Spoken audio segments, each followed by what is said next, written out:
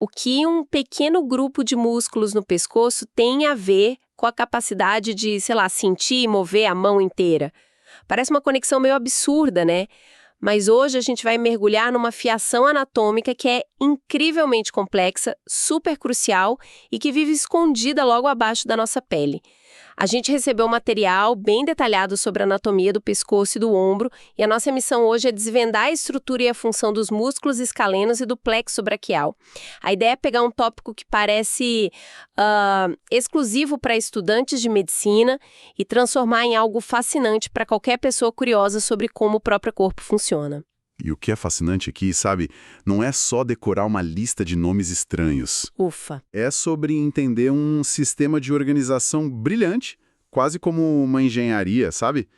Como a natureza criou um caminho seguro para todos os nervos que vão para o braço e como a localização exata de cada parte tem implicações diretas em tudo, desde a nossa respiração até o diagnóstico de uma lesão grave. Ok, vamos desvendar isso então.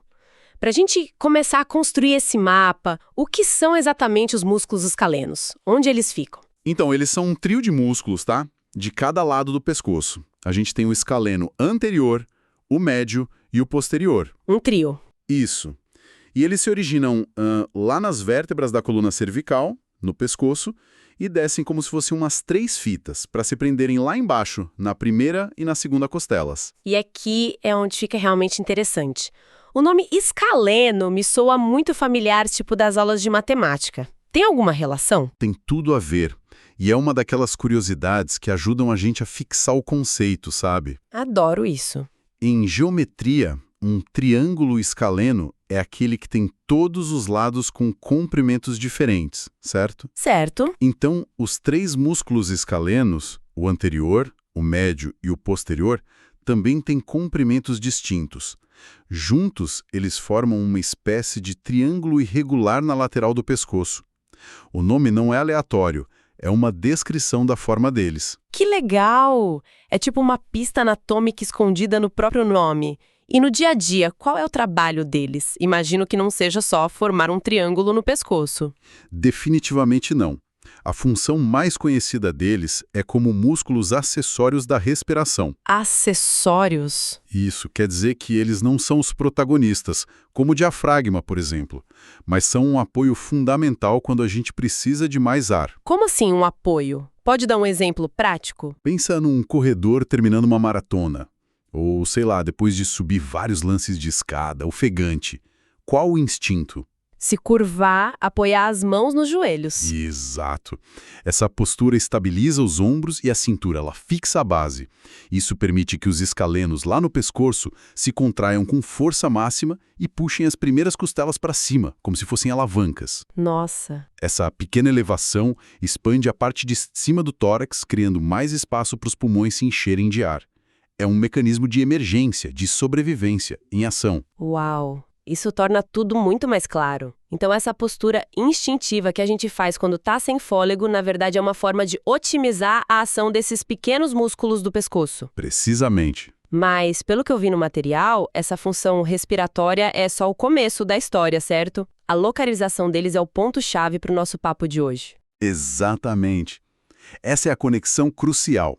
As raízes nervosas que vão formar toda a fiação elétrica do braço, o que a gente chama de plexo braquial, emergem da coluna cervical e, para chegar ao braço, precisam passar por um lugar muito específico. Uma passagem. Isso, uma fenda estreita entre os músculos escalenos, anterior e médio. Esse espaço, conhecido como hiato dos escalenos, funciona como um portão de saída. Todo o comando motor e toda a sensação do braço inteiro precisa passar por essa pequena passagem. Um portão. Ok, então esses nervos todos saem por esse portão entre os músculos. E aí? O material que a gente recebeu usa uma analogia que eu achei ótima para visualizar o que acontece depois. A de uma árvore. É a melhor maneira de entender, sem dúvida. O plexo braquial é como uma árvore de nervos. Começa com as raízes, que são 5 nervos espinhais que saem da coluna e passam por aquele portão dos escalenos. Ok. Logo em seguida, essas raízes começam a se fundir, formando 3 troncos, o superior, o médio e o inferior. Nessa fase, a gente ainda está na região do pescoço, logo acima da clavícula. Certo, então as raízes viram troncos. E a árvore continua a se ramificar. Depois dos troncos, o próximo passo são as divisões, correto? Isso mesmo. A organização é bem lógica. Cada um dos 3 troncos se divide em 2, resultando numa divisão que vai para frente, a anterior, e uma que vai para trás, a posterior. Então, de 3 troncos, agora temos 6 divisões. Espera um pouco, vamos parar aqui. O material destaca que a localização dessas divisões é crítica. Elas passam exatamente atrás da clavícula. Honestamente, isso não parece meio que um ponto de falha no design do corpo? Ah, é uma ótima observação. A clavícula é um osso que quebra com uma certa frequência, né? Em acidentes. Colocar uma fiação tão importante logo atrás dela parece arriscado. Essa é uma observação perfeita e levanta uma questão clínica importantíssima. Sim, é um ponto de vulnerabilidade anatômica. A clavícula funciona como um escudo ósseo para essas estruturas, mas quando esse escudo quebra, O que é bem comum. super comum em quedas de bicicleta, acidentes de moto, esporte de contato, os fragmentos do osso podem comprimir, estirar ou até mesmo cortar essas divisões nervosas. Um cirurgião ortopédico que vai consertar uma clavícula quebrada tem que ter um cuidado extremo com o que está logo atrás do osso. Imagino. As consequências devem ser sérias? Podem ser. A consequência de uma lesão ali pode ser a perda de função de partes significativas do braço. Que delicado. É um equilíbrio entre proteção e vulnerabilidade?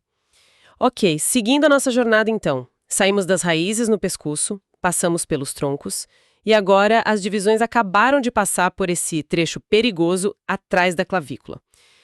Onde a gente chega? Chegamos na axila. E aqui as 6 divisões se reorganizam mais uma vez para formar 3 grandes feixes de nervos, os cordões. E a organização deles é genial. Eles são nomeados de acordo com a sua posição em relação à artéria axilar. A grande artéria que leva sangue para o braço. Exato. A artéria é o ponto de referência central. Faz sentido usar uma estrutura grande, como um marco no mapa. Como funciona essa organização? É bem intuitiva, na verdade. Todas as 3 divisões posteriores, uma de cada tronco, se unem para formar o cordão posterior. Como o nome diz, ele fica posicionado atrás da artéria. Ok, posterior, atrás. Isso. Já as divisões anteriores dos troncos superior e médio se juntam para formar o cordão lateral, que fica do lado de fora da artéria. E, por fim, a divisão anterior do tronco inferior continua sozinha para formar o cordão medial, que fica do lado de dentro, mais perto do tórax. Então, a artéria fica no meio, abraçada por esses 3 grandes cordões nervosos. Ok, a organização em relação à artéria ajuda a criar um mapa mental. Mas por que toda essa reorganização? Por que os nervos simplesmente não seguem um caminho direto do pescoço até os dedos? Parece uma complicação desnecessária. Essa é a pergunta de $1 milhão. A resposta está na função.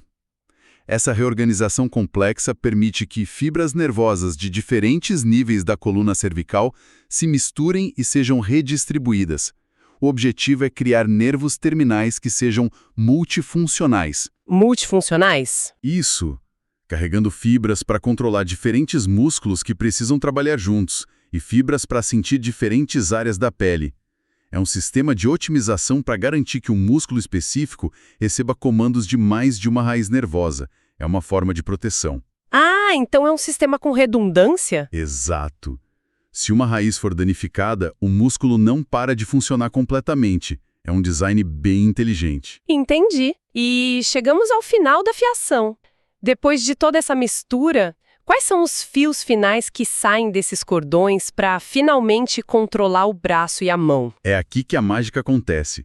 Em vez de listar tudo, que seria bem cansativo, vamos focar nos heróis de cada cordão, os nervos que têm os trabalhos mais importantes. Ótimo. Do cordão lateral, o protagonista é o nervo músculo cutâneo.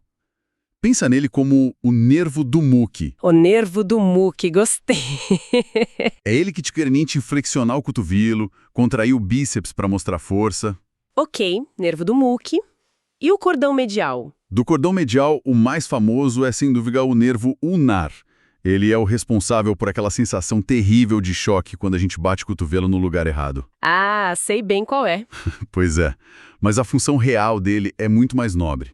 Ele controla a maioria dos pequenos músculos dentro da mão, permitindo movimentos finos e precisos, como abotoar uma camisa ou digitar.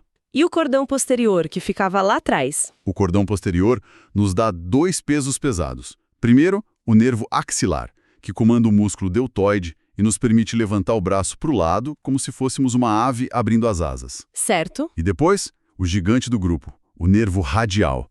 Ele é a central de força para estender tudo. Estende o cotovelo, o punho e os dedos. É o nervo que a gente usa para fazer um sinal de pare. Isso é fascinante. Dar uma profissão a cada nervo torna tudo muito mais fácil de lembrar. Mas tem um detalhe no material que me chamou muito a atenção. O nervo mediano. Ele, que é um dos mais importantes para a mão, não sai de um cordão só.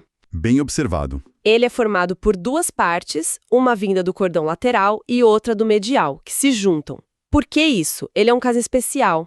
É um caso muito especial e um exemplo perfeito da elegância desse sistema. Essa união de 2 fontes diferentes é o que torna o nervo mediano tão versátil. Ele recebe informações de partes diferentes da árvore nervosa, o que permite que ele controle tanto músculos grandes e fortes no antebraço, Para agarrar com força. exatamente, para agarrar um objeto com força, quanto os músculos minúsculos na base do polegar, que são essenciais para tarefas de precisão, como enfiar uma linha numa agulha. É um design que combina a força bruta com a mais alta fineza. Então o corpo constrói um nervo crucial como se fossem 2 rios se juntando para formar um maior e mais poderoso. Incrível. Exatamente. E é essa complexidade que faz da neuroanatomia um campo tão desafiador. Internalizar esse mapa, de onde cada nervo vem, por onde ele passa, o que ele faz, é um volume de informação que pode ser realmente intimidante para quem está começando. Sim. É o que o material chama, de forma muito apropriada, de anatomia pura e dura. Nossa, anatomia pura e dura. E essa sensação, sabe, de estar sobrecarregada com a quantidade de detalhes é algo que todo estudante da área da saúde conhece muito bem. Com certeza. CAS, com as ferramentas certas, não é um luxo, é uma necessidade. Para quem está nessa jornada e quer se preparar de verdade, a dica é entrar agora em medicob.com.br. Lá dá para baixar o aplicativo e aproveitar o maior banco de questões do Brasil, com provas anteriores de todas as instituições, questões comentadas por especialistas, resumos práticos, aulas completas e flashcards prontos para revisar em qualquer lugar. É uma ferramenta poderosa para dominar esse tipo de conteúdo denso. Então, recapitulando, o que a gente viu hoje foi uma viagem incrível. Começamos com músculos no pescoço que ajudam na respiração e descobrimos que eles são, na verdade, o portão de entrada para toda a rede elétrica que controla e dá sensibilidade ao nosso braço e mão inteiros. E se a gente conecta isso ao quadro geral, entender essas relações anatômicas é o que separa a teoria da prática clínica eficaz. Um anestesista precisa conhecer esse mapa com precisão para realizar um bloqueio de nervo antes de uma cirurgia no braço. Faz todo sentido. Um neurologista ou um ortopedista usa esse conhecimento para diagnosticar a origem exata de uma fraqueza ou dormência num paciente que sofreu um acidente. Saber se a lesão foi na raiz, no tronco ou num cordão específico muda completamente o prognóstico e o tratamento. É a prova de que cada milímetro do nosso corpo tem uma função e uma história interligada. Nada está ali por acaso. Exato. E para deixar uma reflexão final para quem nos ouve, hoje a gente explorou o caminho dos sinais que vão do cérebro para o braço, os comandos motores para mover os músculos. A via de mão única de ida. Isso. Mas e o caminho inverso? Pensa nisso. Como uma simples sensação, como o toque suave de uma pena na ponta do dedo mínimo, viaja por toda essa complexa estrada de volta. A informação entra pelo nervo ulnar, sobe pelo cordão medial, passa pelas divisões, troncos e raízes, entra na medula espinhal e finalmente chega ao cérebro para ser registrada como toque. Nossa, É a mesma fiação, mas sendo usada por um fluxo de informação totalmente diferente, que viaja na direção oposta, numa velocidade estonteante e com uma fidelidade absoluta. É a outra metade da magia.